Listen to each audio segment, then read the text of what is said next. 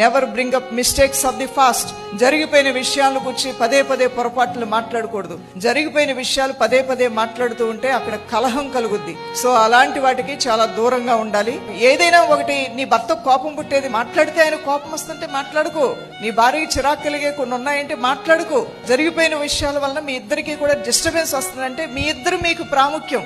ఏవో కొన్ని విషయాలు కొంతమంది గురించి మీరు మాట్లాడుకొని మీ కుటుంబాన్ని ఎందుకు పాడు చేసుకుంటారు? Neglect the whole world rather than each other. అంటే మీరు దేన్నైనా నిర్లక్ష్యం చేయండి కానీ కుటుంబాన్ని మాత్రం నిర్లక్ష్యం చేయొద్దు. కుటుంబం తర్వాతే ఏదైనా అనుకొని మీ కుటుంబం సంతోషంగా ఉంటే మీరు బయట హ్యాపీగా ఉండగలుగుతారు, ఆఫీస్లో హ్యాపీగా ఉండగలుగుతారు, మీరు ఏ అథారిటీగా మీరు ఏ అధికారంలో ఉన్నా మీరు హ్యాపీగా ఉండగలుగుతారు. ఇంట్లో పోరు, ఆ పోరు అనేది మీకు ఎక్కడికి వెళ్ళినా అది మీ గుండెల్లో పోరు అలా మీతో పాటు ప్రయాణం చేస్తూనే ఉంటుంది. అందుకనే గయ్యాళి అయిన భర్త భార్యలు ఉంటే ముసురువాన్తో సమానం అన్నాడు దేవుడు. అది ఆగదు, అది పూర్తిగా పడదు. దీనివల్ల మనసు